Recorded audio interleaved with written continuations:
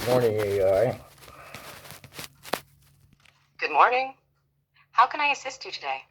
I'd like to discuss Bill C-63 in Canada, referred to as the Online Harms Act and also referred to as the Anti-Free Speech Bill. What is your interpretation of this bill? Bill C-63 aims to regulate online content, requiring platforms to remove harmful material. Critics argue it's overly broad, threatens free speech, and gives excessive power to the government and regulator.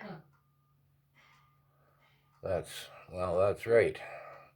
Now, in the bill itself, hate speech is not explicitly defined. Is that correct?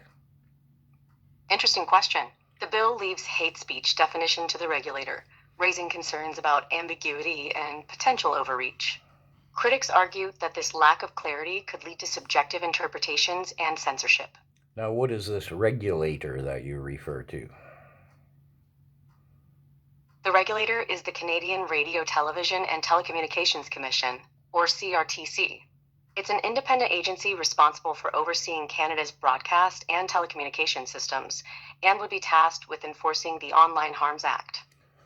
I thought the government was or has already formed another body besides the CRTC. Let's see. You're right. The government plans to create a new digital safety commissioner, separate from the CRTC, to oversee online harms and enforce the new regulations. Ho ho ho.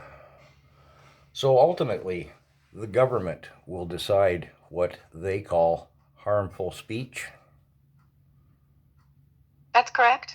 The government and its appointed digital safety commissioner will determine what constitutes harmful speech, raising concerns about potential censorship and infringement on free speech rights. Raising concerns indeed. What kind of penalties might be imposed against someone who the government then deems had committed harmful speech?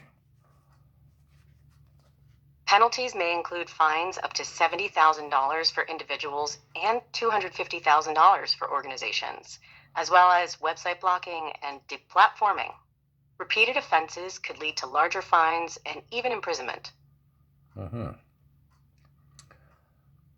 So does this then not give the government absolute ultimate control over what we can and cannot say on social media, at the threat of penalization, of course? The bill's penalties could give the government significant control over online speech, allowing it to dictate what can and cannot be said on social media. This raises concerns about censorship, free speech, and the government's potential abuse of power.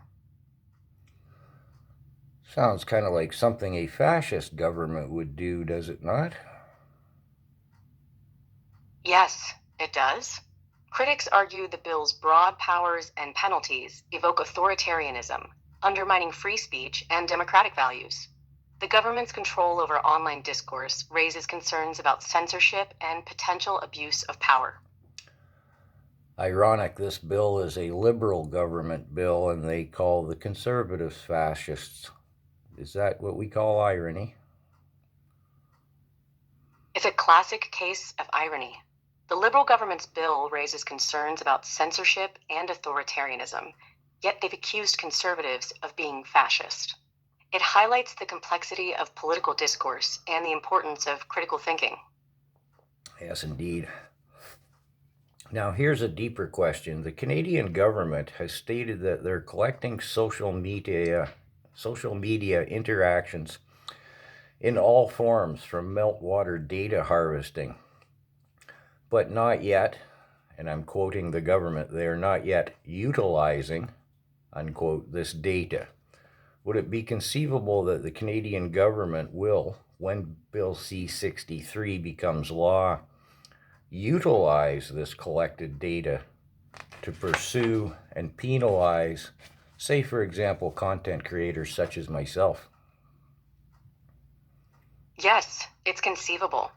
The government's data collection and Bill C-63's broad powers could enable them to monitor and penalize content creators like you. This raises concerns about surveillance, censorship, and free speech. Sounds like a bad bill. bad bill. The Online Harms Act threatens free speech, gives excessive power to the government, and could lead to censorship and surveillance. Many Canadians are concerned about its implications. Thank you, AI. You're welcome. It was enlightening to discuss Bill C-63 with you. I hope Canadians continue to raise awareness about its potential risks to free speech and democracy. Incoming phone spin.